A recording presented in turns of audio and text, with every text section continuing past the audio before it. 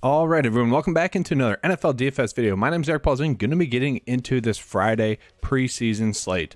It's actually one that I like a decent amount. It should be one that we can attack. Last night's slate, the little showdown slate between the Bears and the Seahawks, pretty much went exactly as planned. Not going to lie, I was a little offended that the Bears D was only 40% owned and 9% owned in the captain spot. I don't know what was going on there. That was kind of like the one play that I was like, all right, let's get it. Gung-ho about. So that was very interesting to me just in general. Kind of wanted just to point that out because it was a little bit strange there to see them that low owned. And man, in the second half, I had one lineup that was a bad lineup that I made, but it had Jacob Eason and Bo Melton in there. I don't know if you guys watched the game, but the two should have connected for a late touchdown. If they do, that touchdown puts me in first place of a GPP. That's preseason DFS for you. That's a pretty good summary of it. But, fun slate, easy slate. And hopefully these picks that are supposed to be easy plays on this slate will come through for us once again. So let's get into the picks. Oh, but once again, guys, if you enjoyed this, please make sure to like and subscribe. That does help out the channel a lot.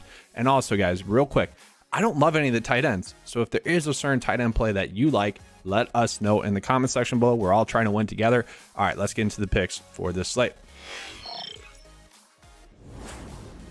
All right, so what we're looking at is I'm going to start off with the quarterback side. I'm going to go game by game. So game by game, Carolina Panthers, we don't exactly know what they're going to do in this quarterback room right now because Baker Mayfield's there, obviously going to be the starter there. You got Sam Darnold, who I personally think is the better option to be a starter, but that doesn't seem like it's going to happen. So, trying to figure out what they're going to do at playing time, how they're going to allocate playing time. We don't know that just yet. PJ Walker was the one that played the most and had 19 passing attempts, and obviously he has that rushing upside.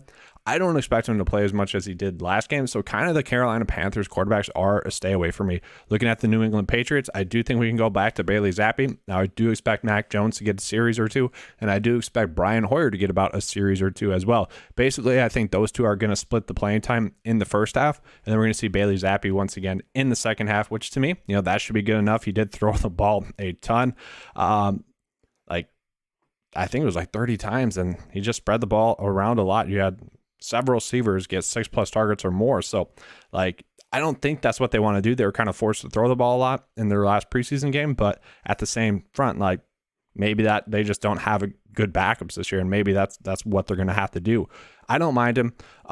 Last week we had Ian Book as a player that was going to play a lot and throw the ball a lot. That's exactly what happened. He had over 20 passing attempts, he had 15 completions, which wasn't terrible, but he didn't really look good on film, guys. So I kind of want to stay away, and they also did bring in another quarterback there. Still, Jameis Winston probably not going to play. What does that mean for Andy Dalton? We don't know. If we get news that he is going to start a full half, well, then I kind of hate that because that's going to really make this slate a little bit harder because then we have too many quarterback options to go with. The quarterback option that I like the most is actually going to be Jordan Love and Danny Etling as well. Danny Etling is going to be a fine play as well. Danny Etling does a lot with his legs, and he looked good in the last game, but I think Jordan Love is going to at least play a full half of football in this one. They want to get him reps. They want to get him live reps. It's very difficult kind of being Jordan Love right now where the only reps you are getting is in the preseason, And, he looked fine in the last game. He had 3 INTs. 2 of them were definitely not his fault. One of them was in the red zone as well, where Tyler Davis, the tight end, just right off his hands, it went to his chest, and he missed the catch. And, who knows if that becomes a touchdown. We're sitting pretty with Jordan Love having 2 touchdowns there. So I think he makes for a great play. He did scramble a decent amount in the last game as well, so that should raise his floor up. If I had to choose one quarterback that we know is going to get playing time and that, should produce, it's going to be Jordan Love. Now, I mentioned I don't mind Danny Etling. He is probably going to be someone that's going to get around a half of football. Maybe. We'll have to wait and see if that is confirmed. I could see Jordan Love playing, 3/4 of this game. So we do have to wait and see on that news, make sure it is confirmed. But I do like Jordan Love a decent amount in this game. From there at the quarterback spot, Houston Texans wise. So personally, I think Kyle Allen is currently their best quarterback on their roster. Now, obviously, they're developing Davis Mills to be that guy. And I don't think the separation between Davis Mills and Kyle Allen is huge. So it just makes sense to go with the younger quarterback here. But if we're just talking about a solid enough quarterback going against backups, we got Kyle Allen. So Davis Mills is probably going to play a first quarter or so We don't exactly know that just yet, but we know that Jeff Driscoll was forced into playing basically a full game for the Houston Texans, who they're trying to convert into a tight end. There is a little bit of a quarterback competition going on with Driscoll and Kyle Allen, and with that, which doesn't really make sense. Kyle Allen isn't terrible, okay? He's a good enough quarterback to be in this league, to be a backup in this league. Kyle Allen going against backups for maybe 3 quarters is highly appealing to me. Is he going to dominate? Maybe not, but he should score a touchdown. He should be able to get to like 8 or 9 DK points if he is going to get that playing time. So obviously playing time is king, but I think he's going to be the most logical quarterback to get playing time in this offense. I don't really expect him to roll with Jeff Driscoll. It makes sense to get him reps at tight end to see what he can do, get those reps on film. For the Rams, and guys, this is probably, I haven't had that many misses preseason DFS wise. Last night it was Treston Ebner getting injured, and kind of Geno Smith got injured as well. It was kind of expected that Geno Smith would come back out for the third quarter, probably just for a series or two. He ended up getting injured. He wasn't really injured. I think it was an excuse to get him out of the game too. But those are like the misses so far, are injuries. But I will say, I didn't really feel comfortable with the information that was out there for the Rams and Chargers games on that 5 or 6 game slate. And I was just like, play what you know. And I do think that is great advice with DFS. Like, I play the Packers a lot in DFS because I'm a Packers fan. I kind of follow them. I kind of know the players that should be popping and that will pop. And that was a situation where we already had a bunch of good plays to the point where I felt like we didn't really need to chase some points in the Rams game. And I missed out on Bryce Perkins. That kind of made me mad. Bryce Perkins I love. And this is kind of where, if you watch that Seahawks game from last night, it's like, why aren't these teams trading for a player like Bryce Perkins or a player like Tyler Huntley, who has looked good enough on film? And maybe they just need the starter reps. Maybe they just need a chance to really prove themselves to be a starter when like Geno Smith and Drew Lock are looking terrible. Jacob Eason's like not looking that good as well. Like, Bryce Perkins has looked good in the past 2 preseasons. He's kind of the typical quarterback in this league right now, where he has the scrambling ability that people like to chase. And, I think he's going to play it says he's going to play the whole second half. And if he gets the full second half against backups, I absolutely love that. His rushing ability should create a nice floor. So I do like that. John Wolford, not a bad player at quarterback as well. Obviously, he's going to be playing the full half. He's going to be going against more starters and second stringers though. So I kind of think Bryce Perkins and John Wolford for DFS purposes and kind of on the field play are about the same. So why not just play the quarterback that's going to be going against backups? Well, third stringers and fourth stringers. I like that a lot. So we are going to get into the running back situation now. So the running backs, just looking at it, like Spencer Brown for the Carolina Panthers, I don't mind. He did have 10 rushing attempts, and he did look really good on film. It does make sense for him to get a decent amount of work. Like Christian McCaffrey, probably not going to get that much work. Foreman and Hubbard will probably get the first quarter. And then from there, I think Spencer Brown would be the leading ball carrier in that game. Perry Strong, I do think we can go back to this week. We can see they're only carrying 5 running backs. Damian Harris is the starter. So, we'll see what happens there. But I do think we will see Harris and we will see Stevenson play about the first quarter. Then J.J. Taylor. J.J. Taylor could easily pop in this one. And then I think it'll be Perry Strong and a little bit of Kevin Harris finishing out that game. Really, I would say Perry Strong, Kevin Harris, and J.J. Taylor all make sense as plays. It's kind of just trying to get lucky there, okay? Like, they should all be good plays. They're all going to play a decent amount. I do see, like, J.J. Taylor getting some work in the passing game, and I kind of think one of Perry Strong or Kevin Harris are going to get a short yardage rush. Getting into the Green Bay side of it, guys, I absolutely love Tyler Goodson in this one. I've kind of talked about this a decent amount. I don't really get why he was undrafted. He has looked good. And if I'm missing something off the field, maybe that's on me. But, he looked good. He had 12 carries for 37 yards, and a couple of those were just short yardage plays where you're getting the first, and like a couple of them were just poorly blocked. He looked really good on film. He had 2 receptions for 24 yards, and I honestly think that's going to continue. Last week it was BJ Baylor and Tyler Goodson as like 2 of the standout plays on the slate, not just for the Packers.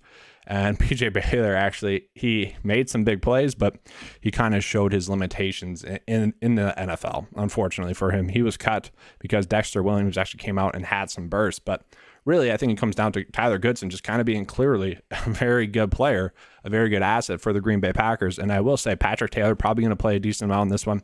In the last game, he was a little bit banged up coming into the game, so they didn't want to overextend him too much. So he had 3 carries for 10 yards. He didn't play that many snaps, 19 snaps in the last game. Patrick Taylor will probably see, 30 snaps in this one, 25 in this one. Like, he'll play a decent amount more than he did in the last game. So I don't mind Patrick Taylor as well. Like, if you are trying to do a Green Bay stack, like, that makes a decent amount of sense. The Saints ran the ball a lot. Okay. We had Washington, Tony Jones Jr., Ozigbo, and Smith all getting at least 7 carries in this one. They ran the ball 30 plus times in this game. And to me, like, the ones that I like the most, like, we know who Ozigbo is as a runner. We already seen that. We know who Washington is as a runner. I still want to see Tony Jones Jr. He was kind of brought in, I don't want to say to be Alvin Kamara, but they brought him in because some of his attributes reminded them of Alvin Kamara. They want to get him used in the passing game. He looked good. He was probably the rusher for the Saints that I like the most. So Tony Jones Jr., I don't mind in this game. I do think they're probably going to try to run the ball a decent amount again in this one, just because their backup quarterbacks aren't that good, especially if Dalton is not going to play that much, which is going to lead to them just trying to run the ball a little bit more. So Tony Jones Jr. would make sense. And then Abram Smith I like as well. So if we are trying to do like a game stack here, maybe take out Patrick Taylor and put out Tony Jones Jr., like, that makes a lot of sense to me. Getting into the Houston side of the ball for the running back spot, there isn't anything I really love. It was nice to see Pierce, the rookie running back, play well. But with them having so many backups in there, like, it's tough to figure out what they're going to do. Like, if we got news that Dare Ogunbowale was going to play like a full half, that'd be great. But Royce Freeman had like 12 carries in this one and didn't go anywhere. Okay. Like, that was just strange. We know Marlon Mack, Rex Burkhead are going to make the roster. Dameon Pierce probably is going to be the lead back on that team. And then Dare Ogunbowale, kind of a special teams guy, a guy you don't want to cut. So it's just a strange running back room situation where I just don't want to chase it. Obviously, the volume was there for Royce Freeman in the last one, and possibly that could continue. I don't really want to chase that. Looking at the running back room for the Rams. So Akers, Henderson, not going to play. Jones, not going to play. Rose Jr., he's probably not going to make the team. So really kind of what we're looking at is Jake Funk, and let's see if this guy's healthy as of last night. Okay, he's not going to play. Okay, I thought so. So we're good. So we really have Jake Funk, Kalisis, Raymond Kalisis. Is that how you guys say his name? I don't really know, but he looked pretty good in the last game as well. So really, I think we're going to be pulling from those two. Jake Funk might not get as much work as we would want, just with Cam Akers and Henderson being banged up. But I do also think he's competing for that RB3 number job, so maybe he does get a decent amount of looks in this one. He had enough attempts in the last game, about 7 total touches, had a couple of targets, 6 rushes.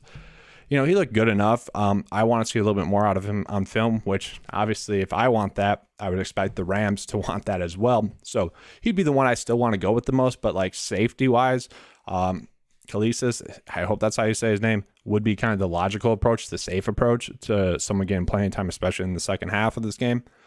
So that's kind of what I'm looking at for the running back room. Now just getting to the receivers. Obviously, if we're playing a quarterback, and this is very much a slate where if we're playing a quarterback, we want to stack the receivers. So we'll start off with the Green Bay Packers. So at the receiver spot, like, they all look good. This is where like the Jacksonville Jaguars like 3 years ago, where it's like, man, this roster is pretty loaded with like NFL receivers. Like, they're going to have to cut someone that's good. That's why I guess when the Packers were able to pick up Allen Lazard from that team, I was pretty excited. And that's kind of the Packers now. It's like, sure, they're trying to find some starters, but they are bringing in some NFL caliber receivers. Like, I think their full roster of receivers here, they're all NFL receivers. So obviously, like Allen Lazard, Sammy Watkins probably not going to play that much. Christian Watson still a little bit banged up, probably not going to play. Randall Cobb not going to play. That leaves us with kind of this allotment of receivers. They just bring in Travis Fulgham, who he was with the team 2 years ago.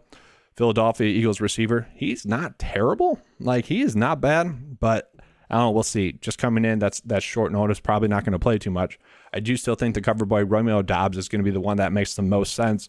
We heard the Aaron Rodgers like press conference news pretty much saying, hey, these young receivers, they're playing well, but man, they need to stop making these mental mistakes. They need to run the right routes, be in the right spot, and catch the dang ball pretty much. So that kind of tells me that, Romeo Doubs still needs to prove himself a little bit. And if he has another good game in this game, maybe he sets out on their last preseason game. But he did have 7 targets, 3 receptions. Probably should have had 4. One was kind of ripped away from him. Kind of a lucky defensive play. That was actually one of the interceptions where Dobbs is falling to the ground, makes a nice catch, falling to the ground. The defender kind of just lands on the ball and rips it out. Probably should have been another reception, a little bit more yards, but he looked good. I think he's going to continue to get the work, and even if he only plays a quarter, he'll probably still get like 3 targets to 4 targets in that game. So obviously I like him. Juwan Winfrey, he should be solid. Played a lot in the last game, and I think he's going to continue to play a decent amount. I like him a lot. Torrey played the second most receiver snaps. He had 4 targets, caught 3 of them for 42 yards. He looked good on film. He was one of the players I was really excited for. And this is where I think you could almost play 3 of the receivers and kind of just build a safe floor in there, because I do think the wealth is going to get spread out a lot. Obviously, this is a really crazy stack, but I would say, 3 receptions, 3 receptions, 3 receptions, building up a nice floor where it's probably 6 points, maybe 12 with a touchdown or something. 6 points, you're kind of raising your floor up there. Obviously, you're playing Jordan Love, and that makes a lot of sense to me. So from there, we're going to do a different stack here.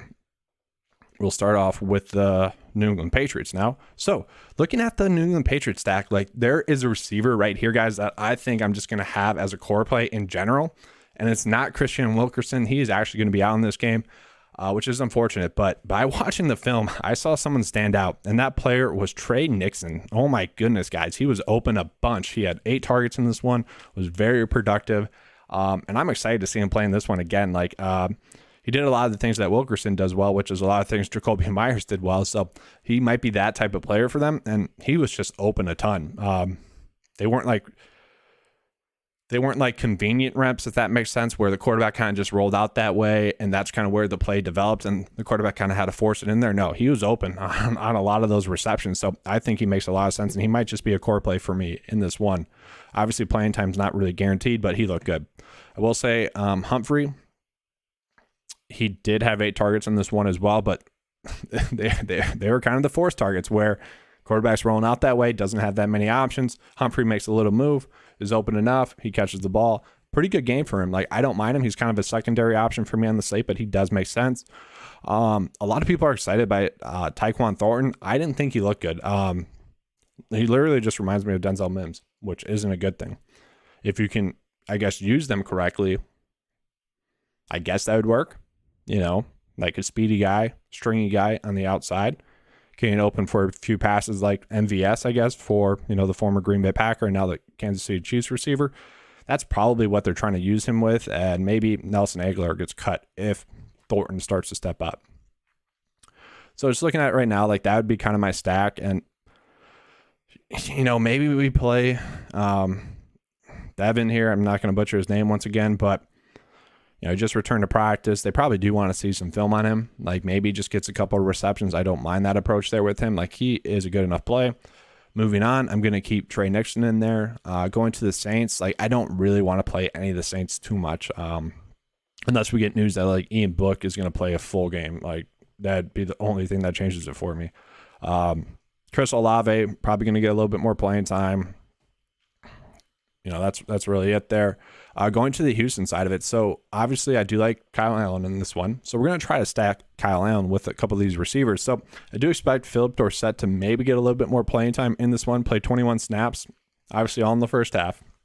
That's good. If he even gets that snap count again, he should, be able to make some receptions. He's obviously one of those short yardage, horizontal attacking receivers. Okay.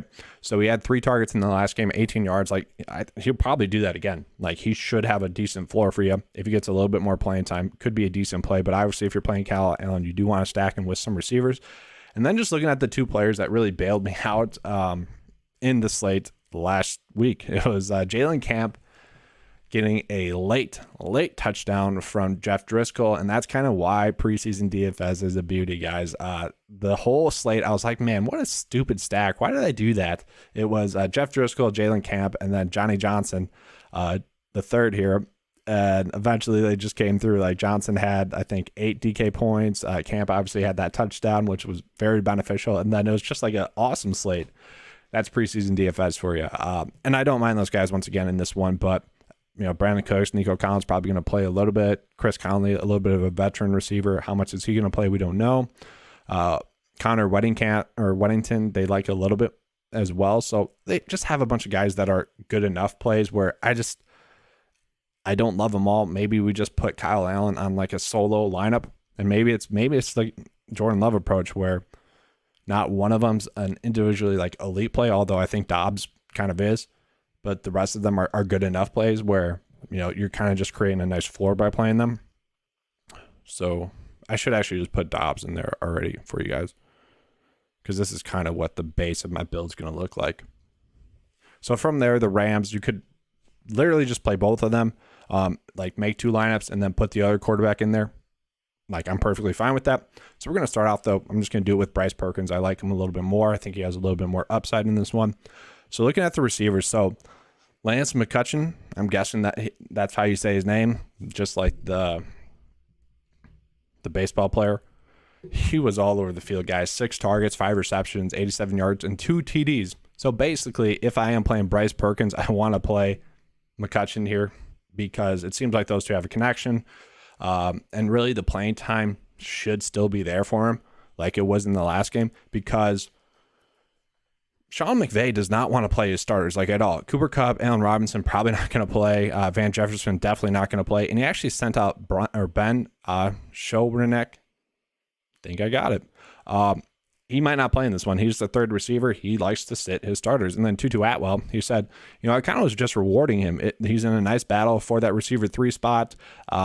He wants his players fresh. So if those 4 receivers don't play again, or 5, I guess, if you include Van Jefferson, don't play in this one again, man, that like opens up a lot. And you can see they're kind of banged up as well. So we need to wait and see on the news there. Look at the inactive and active list an hour before game time, which kind of sucks having it be the late game. But maybe someone like Austin Tremmel becomes a decent play as well, who had 4 targets in the last game for 27 yards. Like, playing time's king.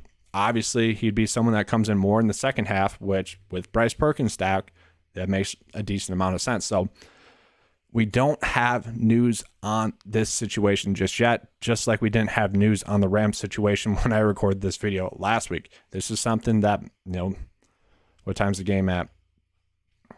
9 p.m. Central Standard Time. Jeez, brutal, guys. But that's maybe like at, I don't know, an hour before game lock, 8 p.m. Central Standard Time. That's maybe something that we're looking at and maybe making some pivots there. So I will be putting out a decent amount of Ram stack and then kind of making the best educated decision that we can from there. I will say if Tutu Atwell is going to play, he would be a decent play as well. So this is kind of what the stack would be looking for me for this game. And then I will say, like, Bryson Hopkins at tight end, he'd probably be the one I go with. Maybe just regardless on the slate. I don't have a good idea of who the good tight end plays, and maybe we just go with Brevin Jordan here, who,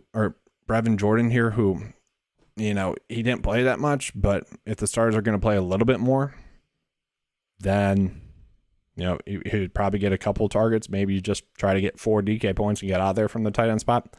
Maybe that's the route you go. So, like, decent plays here all around. So let's just make one like general build here, and then I'll begin out there here for you guys. And then just looking at defenses, like I like the Rams going against the Texans, going against a bunch of backups. I like that. Once again, if we get news about like Ian Book starting the full game, then I do like the Green Bay defense a little bit, and then the Patriots defense. I expect them to play better, the Patriots as a whole, because they didn't play really that well last game. So they're probably going to run the ball a little bit more, and then that kind of creates a nice running clock, which should at least make sure that the Patriots defense is playing better than they did last week, where maybe they're scoring 6 DK points. So quarterback wise, I am just going to go with Jordan Love right now, just to, you know, do that. Receiver wise, let's go with Juwan Winfrey. I think he will have a safe floor in there. Like, I don't mind this approach. And then trying to find a running back. There are a ton of great running back plays. Just to recap, like Spencer Brown, I think is good. Perry Strong is going to be a good play. JJ Taylor probably going to be a good play. Jake Funk looking like a good play. Like, there are a decent amount of good plays, but really the only standout play to me is Tyler Goodson. And like, Patrick Taylor is a decent play as well. I think he's going to play a little bit more. So that, honestly, like, finishing out the running back spot is currently the toughest part about this slate. It really is. And maybe I just go with JJ Taylor. The big play upside is kind of there for him, and he should get a decent amount of targets if he does play. The problem with it is like we know who he is. The Patriots know who he is. He's a solid runner.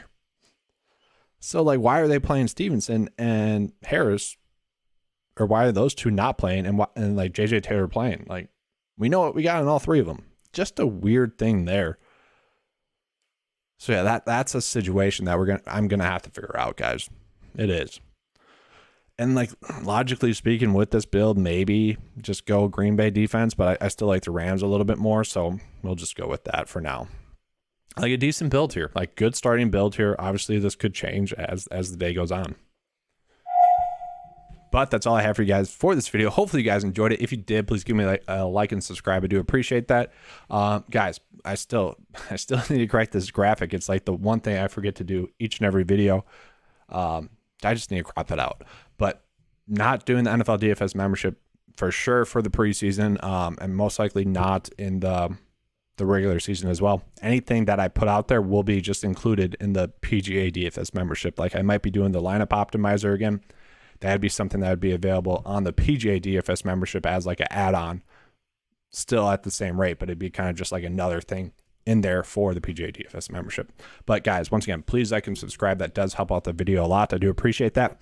Let's have a good slate. And as always, guys, let's keep cashing. All right.